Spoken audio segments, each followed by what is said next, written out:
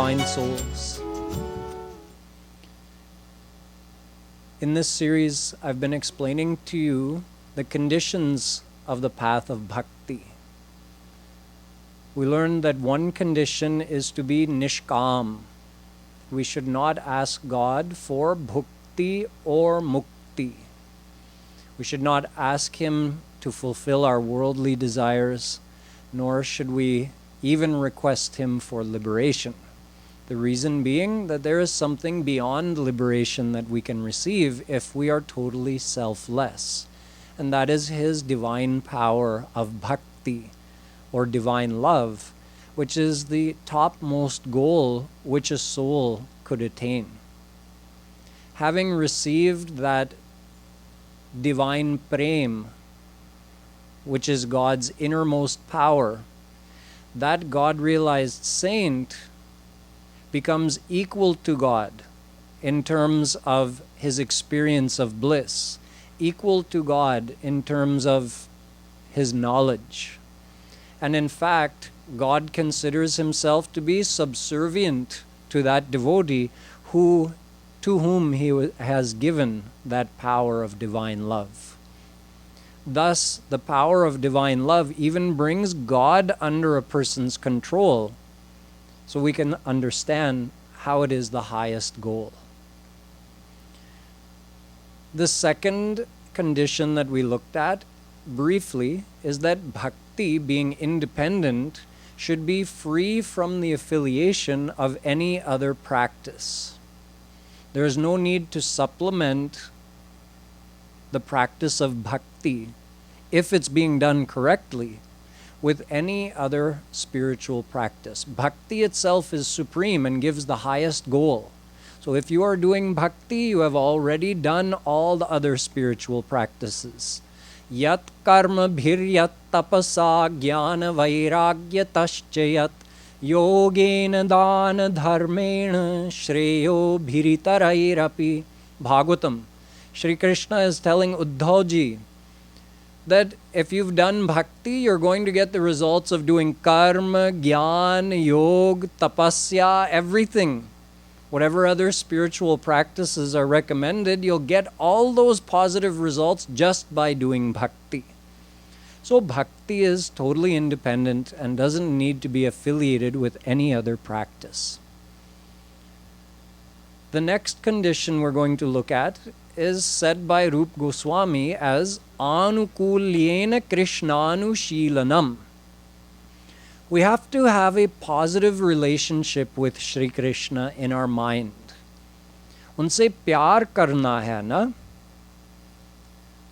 The meaning of upasana, it's made of two words, upasan.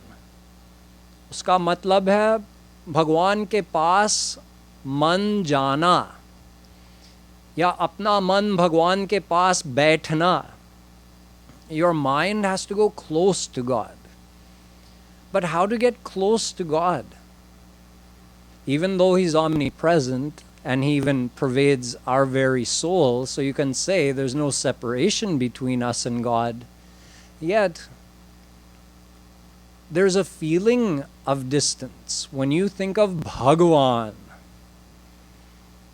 Aishwaryasya samagrasya dharmasya yashasah shriyah jnana vairagyayoschaiva sharnam bhaga iti rana. According to Veda Vyasji in the Bhagavatam, bhaga means having 6 things in unlimited amount. And Bhagavan is the one who has these 6 things in unlimited amount. So Bhagavan, Shri Krishna, He has unlimited Aishwarya, unlimited power, unlimited dharma, righteousness, unlimited Shri means beauty and wealth, unlimited Yash, He is worshipped by all, unlimited Gyan, He has absolute knowledge, and unlimited Vairagya, He's totally self-complacent. When Shri Krishna is such that He is called Bhagavan, because he has these 6 things in unlimited amount, then how will you come close to him? We read about in fairy tales and we see in the movies that, oh, a beggar could marry a princess. Does it happen in real life? Would it happen to us? We don't dare dream that it could happen to us. We don't think it's possible. So, would God really love us like a friend, like a personal companion? Why would he? He's Bhagavan. What does he need from us? Love happens between equals, right? Or at least someone you feel close to, someone who's approachable to you. You may have regard for Bhagwan. You may even fear him and respect him. Oh, he is all powerful. He keeps track of my karma. He could punish me for my bad karma. But this is not love, respect, or fear. Nothing wrong with it. It's good to respect God. It may even be good to fear God if it keeps you from doing something bad. But on the path of bhakti, we have to learn to love God. I explained that Vaidhi bhakti is done with a little bit of fear attached. That I have to worship God following all of these rules, and if I don't do this, I've done something wrong. But the path of raganuga bhakti, which is parallel to Vaidhi bhakti but done in a different style, the path of raganuga bhakti is just about loving God. Why do I want to worship him? Because I love him. Because I want to meet him. I want to have his darshan. Not just because it's a compulsion that, oh, it's said in the scriptures that I should worship God, so I must. That's Vaidhi bhakti. Raganuga bhakti is motivated by love and by the desire to get God's darshan. But how will you love Bhagwan? Even someone as great as Arjun, after having received divine vision from Shri Krishna, Divyam dadami te chakshuhu. Shri Krishna says, I'm giving you divine eyes. Pashyame yogamaishwaram. Now see my divine almighty form. So what was Arjun's reaction? He's sweating. He's trembling. He's so overwhelmed with this almighty form of Shri Krishna, his Vishwaroop. He saw Shri Krishna's absolute power and almightiness. And after praising him and explaining what he was seeing for our benefit, he says, Prasidha Devesha Jagannivasa. Shri Krishna, be pleased with me and do not prolong this too much. Why not? You got the divine vision, now enjoy seeing his divine form. Disho na jane na labhe cha sharma prasida devesha jagannivasa. Arjun says, I'm totally disoriented. I'm so overwhelmed by this vision of you in your almighty form. I don't know what way is up, what way is down, what's left, what's right. My heart is so unsettled. I wish to see you again in your friendly form as my companion, Krishna.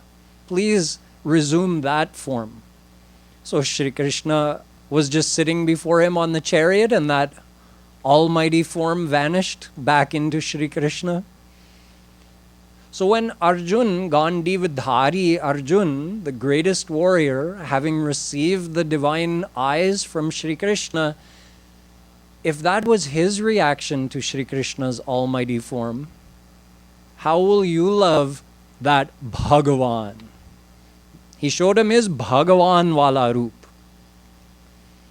That Bhagavan wala roop is even worshipped by Vishnu, Shankar and Brahma. Srijami tanniyuktoham haro harati tadvashah Vishvam purusha rupena paripati trishakti dhrik. Bhagavatam. Brahma is saying, I create the Brahmand with the power I get from Shri Krishna. God Shiva destroys the Brahmand with the power he gets from Bhagwan Shri Krishna, and Vishnu protects the Brahmand with the power he gets from Bhagwan. Are they not Bhagwan? Vishnu, Shiva, Brahma, they are also Bhagwan, are they not? They are, but they are ansh of Bhagwan.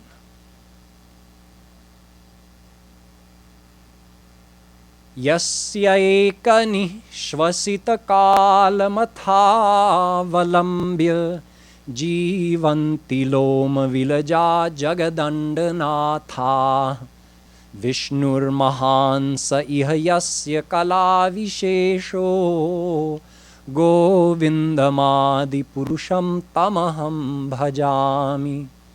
Brahma Sanghita. Brahma is praying to Shri Krishna, O Govinda, please grace me with the power to do srishti. I cannot do it without your grace. You who are anshi of Bhagwan Mahavishnu. Who is Mahavishnu? We just talked about Vishnu, Shankar, Brahma. Sankhya chet rajasamasti na vishwanang kadachana. Brahma, Vishnu, Shivadinam tatha sankhya na vidyate. Devi Bhagavat Puran. Vedavyasji says there are uncountable Brahmans in this universe. Means planetary systems, like a solar system with a Swarg and a Narak and souls living over there. And each one of those Brahmans has three governors. Brahma creates, Vishnu protects, Shiva destroys. So there's one Vishnu, one Brahma, and one Shankar in each Brahmand, and the number of Brahmans is unlimited. He says you could count every grain of sand on this earth because it's a limited number, but you could never count the number of Brahmans in existence. Thus, you could never count the number of Vishnus, Shivas, and Brahmas in existence because there's one in each Brahmand. And they are all ansh of Bhagwan Mahavishnu. Mahavishnu is the absolute almighty form of Shri Krishna who creates the whole entire universe. Sa eka eveshwaraha narayano khila brahmandadhipatire konshah. The Ved tells us that Mahanarayan, Mahavishnu, who creates Akhila Brahmand, he is Akhila Brahmand Adhipati, yet he is only Ekaha Anshaha. He is only one ansh of Bhagwan Shri Krishna. Avatarahya Sankhyeya Hare Sattva Nidher Dvija. Bhagavat. Shri Krishna has taken uncountable avatars. Bhagwan has uncountable forms. Asankhya.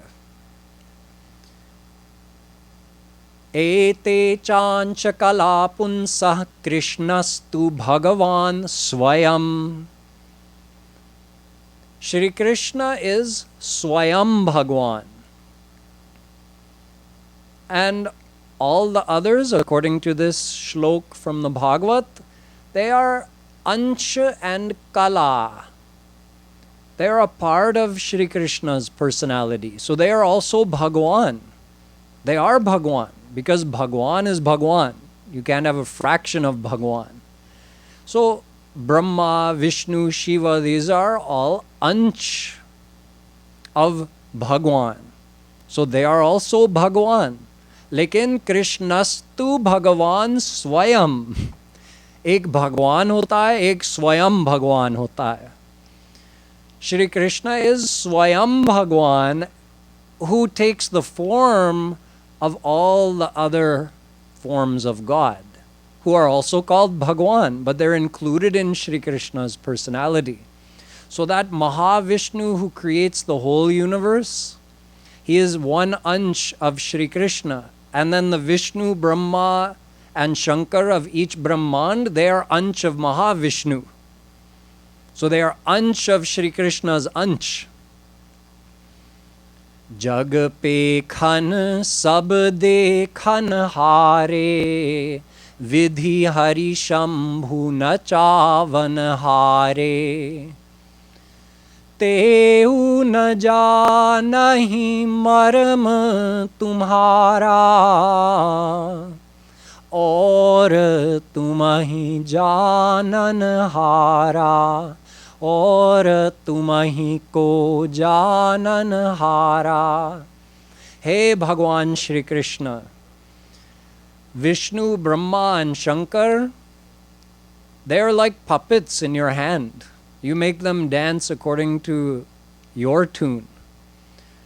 Even they cannot know you in full. What to say of anyone else in any Brahmand anywhere in this universe? So imagine the three governors of our Brahmand, Brahma, Vishnu, Shiva. They are ansh of Mahavishnu, and he is ansh of Shri Krishna, who is Swayam Bhagwan. अच्छा अब उनसे प्यार करो.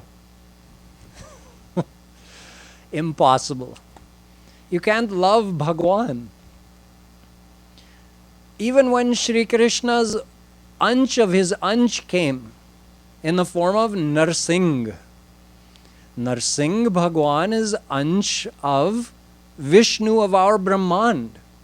He is ansh of ansh of ansh of Shri Krishna. After he killed Hiranyakashipu, he still had a ferocious look on his face and he was growling. Imagine if you got growled at by an ordinary lion in the zoo behind bars, you'd be frightened. Now imagine that lion was free and he growled at you. Now imagine the power behind God's roar. Again, Brahma is there, Shiva is there, Indra is there, all other devtas of Swarg are there. And they've all come because Bhagwan has come in the form of Narsingh and done them such a big favor. He's dispatched this terrible demon who had even taken control of Indra's throne. He was terrorizing all the three worlds. So they felt it appropriate to approach him and do his stuti. It happens, you read about it in every scripture. Every time Bhagwan appears, someone has to praise him and thank him. So everyone is saying to Brahma, you're his son. You came out of his nabhi.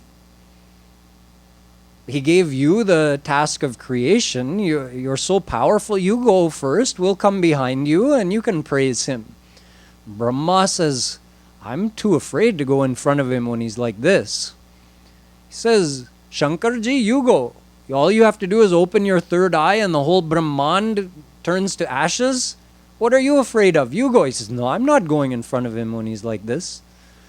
Lakshmi ji was also there. Hey, Mataji, you please go first. Surely you won't be afraid of him. You're his Ardhangini. You're always pressing his feet. She says, even I'm not going in front of him when he's like this. Little 7-year-old Prahlad says, follow me. There's nothing to be afraid of. He's mine. He goes in front of Narsingh Bhagwan and Narsingh Bhagwan's ferocious look just melts and he smiles at his devotee and he picks him up on his hand and starts dancing out of joy. So we have to develop that feeling of closeness like Prahlad has and not have this distance like, oh, he's Bhagwan. We can't go close to him. So in order to get close to God, there are 3 ways described by saints. There are ways of loving God or modes of loving God. They are called Shant Bhav, Dasya Bhav, Sakhya Bhav, Vatsalya Bhav, and Madhurya Bhav. Each one is progressively higher, you can say, because you're getting progressively closer to God in terms of your feelings and in terms of the relationship. This is a relationship that we're talking about. When you love someone, it's because you have a relationship. So you have to adopt a relationship with Bhagwan that makes you stop thinking of him as Bhagwan and start thinking of him as your very own. Shant Bhav is the most distant. It is like loving a king. So you can love the king if you're a subject in the kingdom. You can appreciate the king, but you still don't have a very close relationship with the king. In fact, this Shant Bhav still relates to Shri Krishna's almighty form as Mahavishnu.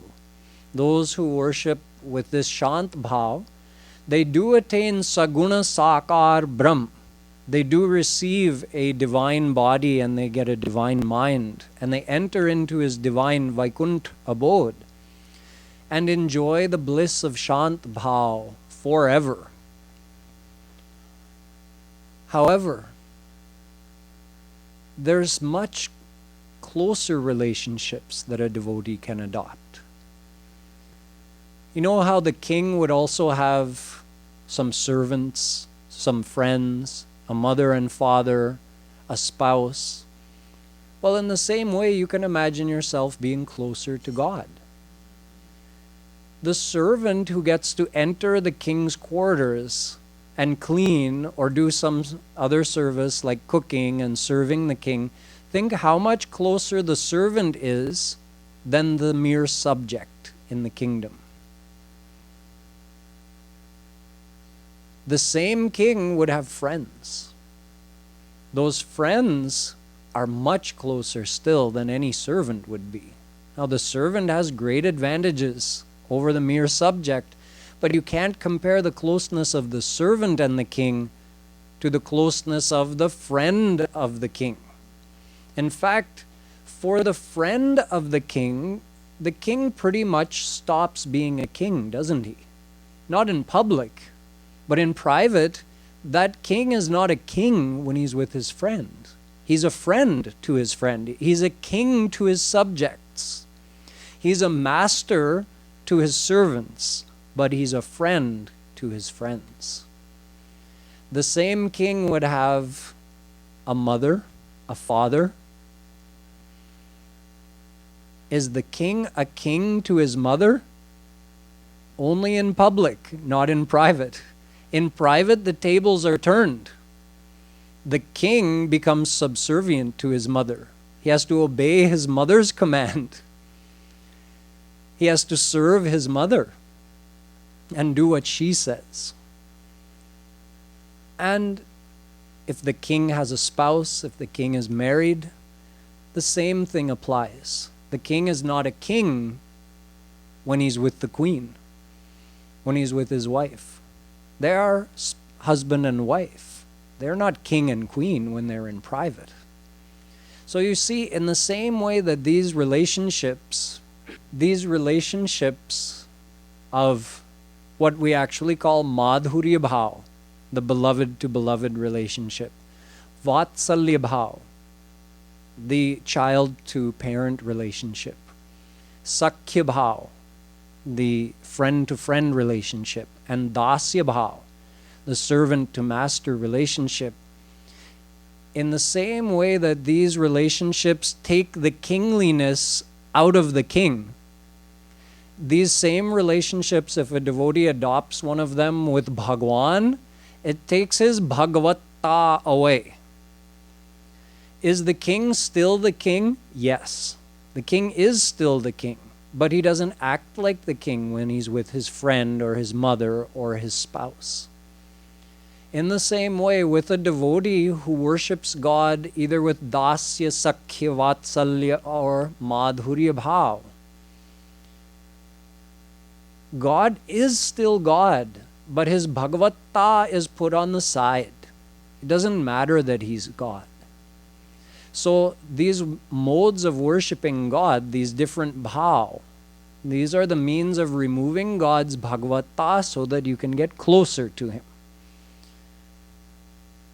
Rasik Mahapurush, those who have attained even beyond Vaikuntha abode, beyond God's divine almighty abode, and have attained God's Premanand, that divine love that I keep referring to. They are called Rasik Mahapurush, Rasik saints.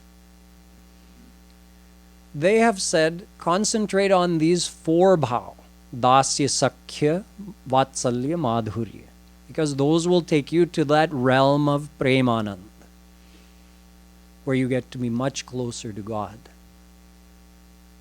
So let's look at Dasya bhav. Dasya bhav means that you consider yourself to be God's personal servant, and He is your loving, benevolent master. It's much closer than simply being a subject in His kingdom.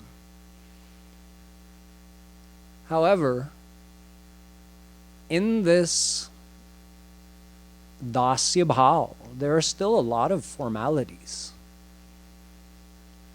You see, the formalities gradually get reduced through each of these bhav. That's why each bhav is considered to be successively higher. So in Shant bhav, obviously there's a lot of formality. The subject to the king relationship requires you to observe a lot of formalities. In Dasya bhav, there are fewer formalities, but there are still a lot.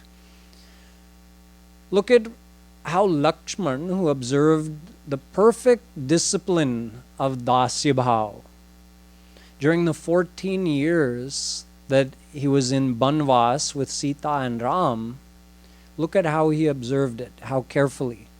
The whole time, whenever they walked anywhere, through the jungles, over hills, through mountains, he never once stepped where Sita and Ram stepped. That would be aparad. That would be an offense against the dharma of a das. He walked avoiding the footprints of Sita and Ram. When Bharat was going to meet Sita and Ram, he was walking and someone asked him, "Oh, please, why don't you sit on the chariot? We'll bring you." He said, "What? No, that is not possible. Sira bal chalau dharam asmora, sab te sevak dharma kathora." He says the dharma of a sevak is actually to put your forehead. He says the dharma of a sevak is to actually put your forehead where your master has stepped. So imagine trying to do that. Everywhere Ram steps, you have to go and put your forehead. Who can do that? That's why it is said, Seva dharma paramagahano yoginam apyagamya. The dharma of a sevak is so difficult, even a great yogi couldn't observe all the formalities that are required. So Dasya bhav brings you closer, but there's still a lot of formalities that have to be observed. Yet, even in this Dasya bhav, which still preserves a lot of the formalities, sometimes due to the love of the das for his Swami, due to the love of the servant for his master, which is reciprocated by our divine master for his servants, because of that love, those formalities can be forgotten. Prabhu taru tar kapi dar par. Here Tulsidas ji is describing that Hanumanji and all the other Banar, they're sitting in a tree above Ram, and Ram is sitting at the base of the tree, leaning against the trunk. This is total ullanghan, total crossing over of the boundaries of the formalities that you're supposed to observe as a das. Because the das should never sit higher than his Swami. Ram should be sitting higher, Hanumanji and the others should be sitting lower. Yet, this consciousness of these formalities has been drowned by that Premanand. Due to the effect of that Premanand, Hanumanji is not even thinking, oh, I shouldn't be up here, I should be down below Ram. And Ram is not even thinking, what are they doing up there? He is also drowned in the love of his servants.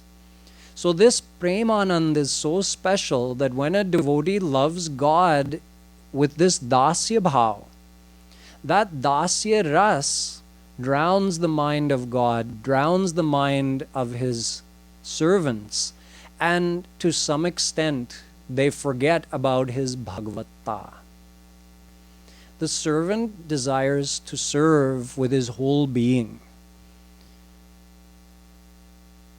A devotee of Dasya Bhav says that, Shri Krishna, I wish to serve you every way possible while I'm alive.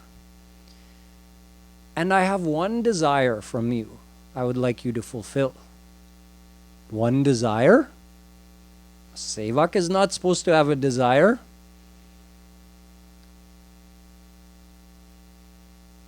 Nasavai bhritya savai barnik. Prahlad ji says in the Bhagavatam, the servant who has a desire from his master is not a servant, he's a businessman. He wants to give something and get something. The servant's dharma is to give, to try to please the master. So, why are you telling me you have a desire?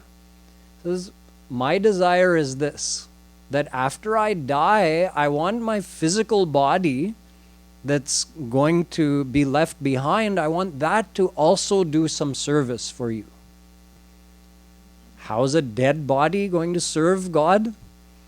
He says, Panchatvam tanure tu bhuta nivaha swanshe vishantu sphutam. He says, my body is made of the 5 elements, right? It's made of space, air, fire, water, and earth. So when my body dies, it's going to go back to those 5 elements. So my request from you, my humble request, is that when my body returns to those 5 elements, that those parts of my body find a way to serve you. For instance, the Prithvi part of my body should return to the earth somewhere where it's very soft, maybe in your angan or on a path where you walk that can be very soft under your feet. The Vayu part, the air part, let that become part of the air that on a hot summer's day when someone is fanning you, that air serves you by providing some coolness. Let the Tej part of my body become part of the mirror that you can look into in your palace. Let the Apaha, let the water part of my body become part of that water that is used to bathe you. And let the space part of my body, the Akash part, let that just become a part of the space in your angan where you walk and where you sit and enjoy. So in this way, I wish to serve you with my whole being before death and after death. And even after I've gone to the divine abode and I get to keep serving you with my divine body in the divine world, yet I still want my material body to find a way to serve you even after it has died. So such feelings of devotion, Dasya Bhav, melts the heart of Bhagwan, and he forgets he's Bhagwan. He says, Ekaikasyopakarasya pranan dasyami te kape sheshasyopakarāṇāṁ bhajami rinino vayam. Valmiki Ramayana. Bhagwan Ram says to Hanumanji, who is the perfect example of Dasya Bhav, he says, "Oh Hanuman, my dear devotee, I can never repay you. You have served me with your whole being, with your heart and soul, in every way possible. If I give you my life, I will have repaid one of my debts to you. And what of all the others? I will simply have to remain rini to you. I will have to remain indebted to you forever. Such is the greatness of dasya bhav, that it makes God feel indebted to his devotee. So if you adopt dasya bhav, you've somewhat removed God's bhagavata, and look at how close you've brought him to you. But you can get even closer if you adopt sakhya bhav. Now sakhya bhav is beyond dasya bhav, but it also includes dasya bhav. The same feelings of dasya bhav are there in sakhya bhav, but they're augmented by the feelings of friendship. In this sakhya bhav, there's an equality between the soul and God. Imagine. Friends are equals. God is so kind and gracious that he says, Ye yatha mam prapadyante tas tathaiva bhajamyaham. Gita. However you love me, I'll love you the same way in return. Exactly. So if you love God with sakhya bhav, he loves you as a friend. For real, not pretending. Because under the effect of that premanand, God forgets he's God, and the soul forgets he's just a soul, and that Shri Krishna is God. Just like a judge who may sit and hand out decisions on who's going to live and who's going to die, who's going to spend the rest of their life in jail, and who's going to be set free. The judge has so much power, everyone cowers before the judge in the courtroom. That's like Bhagawan. But the judge probably has some childhood friends who tease the judge. Say, oh, you think you're so big sitting up there on the bench. They don't say that in public in front of everybody, but when they're in private, they say, oh, who do you think you are? You're not wearing your robes here. I don't have to listen to you. And the judge likes that, right? The judge wants to have friends who treat him or her in that way. The judge may be a mother, and when the mother comes home, their child may have been playing outside in the mud, and the child sees the mother and doesn't think, oh, my mother's a Supreme Court judge. I have to be very formal with her. The child is covered in mud and runs and jumps on her mother. And the mother is so happy. Oh, it's my child. In the same way, if you love Shri Krishna as your friend, he truly loves you with the same feelings in return. It's not an act, it's his real feelings. So the examples that we have from Shri Krishna's avatar, from his time here in Braj, we have many examples of all of his friends, his sakhas, who loved him with this sakhya bhav. Aho bhagyam nanda gopavrajau yan mitram paramanandam purnam brahma sanatanam. Bhagavatam. Brahma says, glory to those Gwalbahals who are the eternal sakhas, the eternal friends of Supreme God, Shri Krishna. They are so great that they have Supreme God as their personal friend.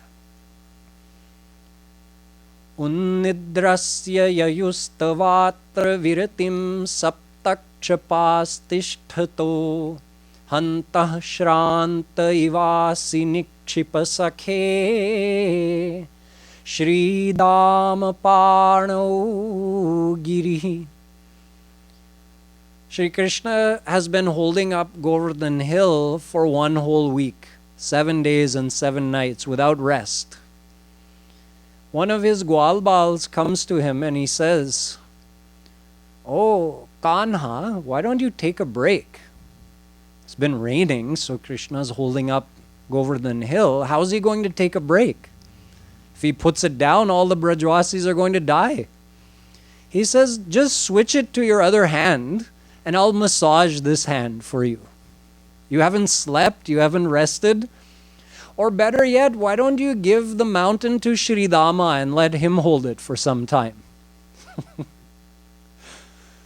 So, in fact, Shri Krishna's friends didn't think of him as God at all. If they thought of him as God, they would have been very formal. They would have kept their distance. They would have honored him and sung his stuti and done his arti, but they wouldn't have felt that close to him.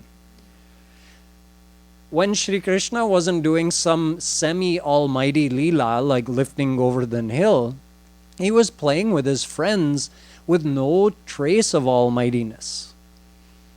If they were playing a game and Krishna lost the game, then the winner of the game would make Krishna his horse and he would jump on his back and he would say, okay, now giddy up, horsey.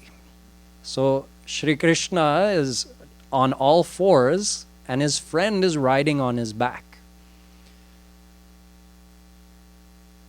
Who would do such a thing to God? I once saw a saint do that to the Speaker of the House in Delhi. Both were visiting our ashram in Radha Madhav Dham. The Speaker of the House of that time, very powerful politician, he also came and visited our ashram. And there was a great saint there also at that time. And one day, that Speaker of the House got down like a horsey, and the saint rode on him for fun. So Shri Krishna's friends do this to him. Get on, say, let's go, horsey. So what does Shri Krishna do? He goes deliberately slowly. Knowing that his friend wants to go fast, he goes slowly. Why? Because he wants his friend to do this with his heels in his ribs. Hey, horsey, go faster. The horse is not going faster, so he digs his heels in the ribs. Giddy up, horsey. Now Shri Krishna starts going a little faster, but not fast enough. He does it again. Shri Krishna is enjoying that. He is laughing and crying tears of joy. He wrestles with his friends, plays with his friends. This is Sakhya Bhav. Imagine bringing God down to that level where you're that close to him. But much, much closer than Sakhya Bhav is Vatsalya Bhav. In Vatsalya Bhav, you are the parent and Shri Krishna is your son. Now the tables are turned. You're the boss. You're in charge. You're not just equals. He has to listen to you. He gets up in the morning when you tell him to get up in the morning. You have to put him to bed at night. You have to feed him, make him eat. You have to bathe him and dress him. Give him permission to go and play with his friends. Tell him when he has to be back. And he depends on you. He desires your affection. The example of this is Mother Yashoda. Imagine God desiring the affection of a soul. Well, doesn't a son desire his mother's affection? Yes. So why wouldn't God in Vatsalya Prem desire the soul's affection? Of course he would. This is the magic of Vatsalya Bhav. One time Naradji came and he came down to the house of Nanda Baba and Yashoda. He wanted to see what is Bhagwan Shri Krishna up to these days. So when he came to the house, he saw an unbelievable scene. He saw little Shri Krishna, blue complexion, a small boy, tugging at his mother's sari, crying and stomping his feet and putting his hands up and trying to get his mother to pick him up. And his mother, who is trying to take care of some household chores, is rebuking him and telling him, go play. I'm too busy right now. So then Naradji said, wait, I thought Bhagwan had come in the form of this, in a male form, but it seems to me that he must have come in a female form. Why? Because this little boy is crying to get into that mother's lap.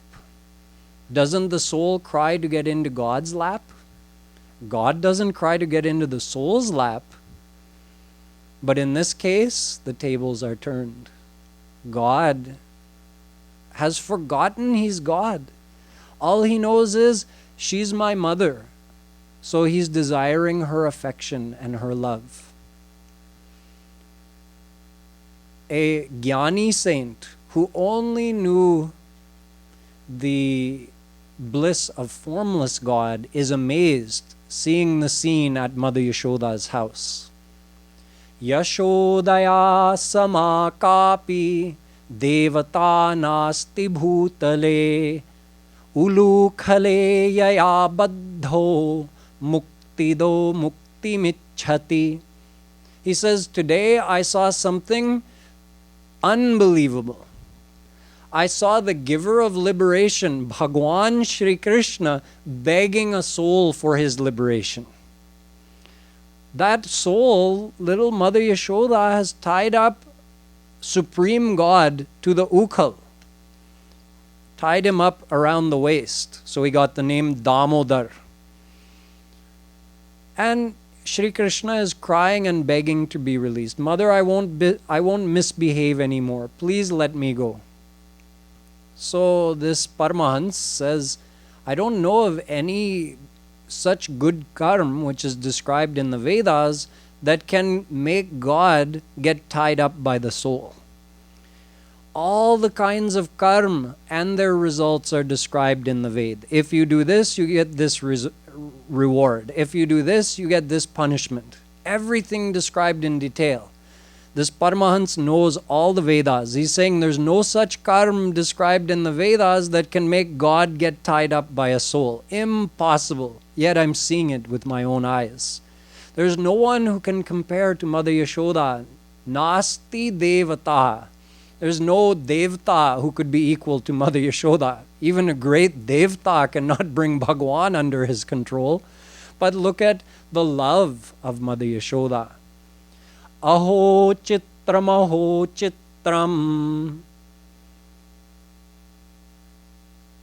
Vedavyasji is saying that look at how great is the love of these Brajwasis, that it has tied up Supreme God, like made him their own, made him a slave to them, you can say. Aham bhakta paradhinaha. How does this happen? It happens due to that divine love power, that innermost power of God, which when it's revealed through these leelas, when it's brought out by the loving bhav of the devotees, then the effect of it is that it completely drowns out God's almightiness. So he's only loving and forgets about his bhagavata. And the soul also forgets about his bhagavata. This is why Shri Krishna was illiterate when he was in Braj. Due to the love of his mother and the gopis and the Gwalbals, he was only distributing divine love through all of his leelas. He did not reveal his almightiness or his all-knowingness. He didn't tell Gita when he was in Braj, did he? He told Gita when he went to Mathura and then Dwarika, when he was revealing more of his almightiness at that time and concealing his lovingness. So that in fact was another form of Shri Krishna that went to Mathura and Dwarika. Braj wale Shri Krishna, Vrindavan wale Shri Krishna is not almighty. His almightiness is concealed.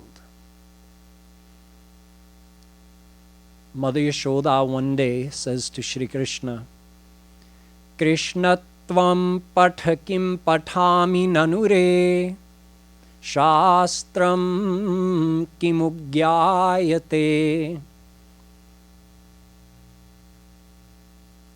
Oh Krishna, although she never called him Krishna, by his proper name. She would have said Kanha, Kanhaiya, Lala, something like that. You should study. You're old enough now. You have to learn something. Study. Patha kim. Shri Krishna says, study what? Kim. What should I study? Shastram.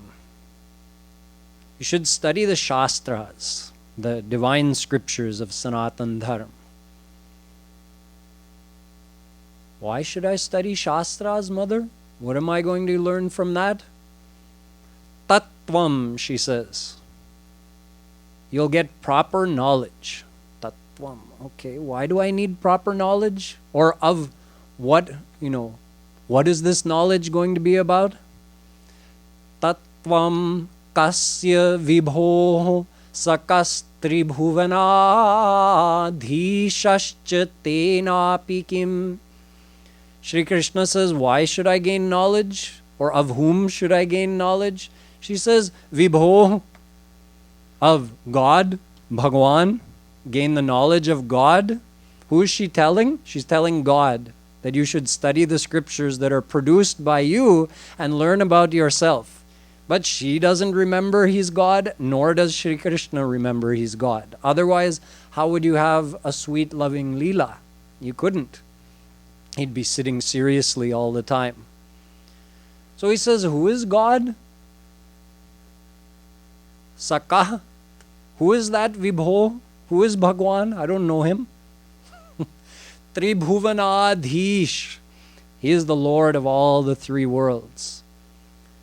Why should I learn about him, mother?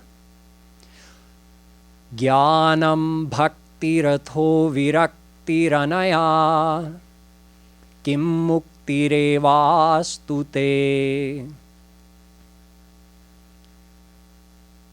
She says, if you get knowledge of God, then you'll develop bhakti for God. And when you get bhakti for God, then you'll get detachment from the world. And when you become totally detached from the world, you can get mukti. Shri Krishna says, mukti.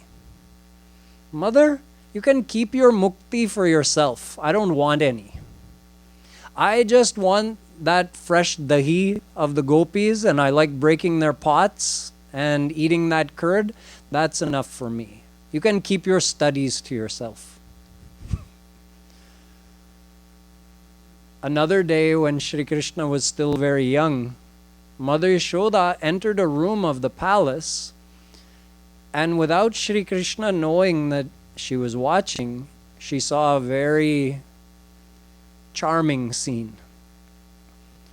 Shunye choryatah swayam nijagrihe hayyangavanam manistambhe swapratibimba vikshitavatas tenaiva sardham bhiya bhratarmavadhamataram mama samo bhagastavapi hito bhunkshvetyaalapato hare kalavacho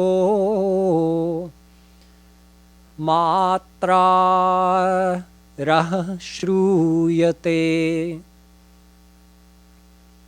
She sees Shri Krishna looking at his reflection in a pillar, because all the pillars are jeweled in the house of Nanda Baba and Yashoda. So he sees the reflection. And he's just young, probably 3 years old. And he's been stealing butter in his own house, thinking that he's alone. He grabbed a pot of butter, pulled it into that room, and was trying to eat it quickly before anyone caught him. But when he caught his reflection in the pillar, he thought he was seeing the reflection of another boy.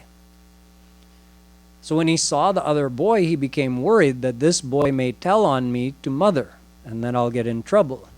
So he tried to strike a deal with that boy in the pillar. He said, now listen, friend, how about I share my makhan with you? So I'll take one bite, then I'll give you one bite, and in this way, neither of us will tell Mother, okay? And we'll both get our share. So Mother Yashoda is listening to this conversation, and she's watching as Shri Krishna himself is taking a bite and then trying to feed a bite to the pillar, smearing it on the pillar, trying to feed the boy that he sees there. All of a sudden, Shri Krishna realizes that Maya is standing there. Then he changes his tactics. He says, Matah kaesha navanitamidam tvadiyam lobhena chorayitu madhya grihe pravishtah madvaranam namanute mama rosha bhaji rosham tanoti nahi me navanita lobha. You know, Mother, you're always telling me that I'm greedy for butter.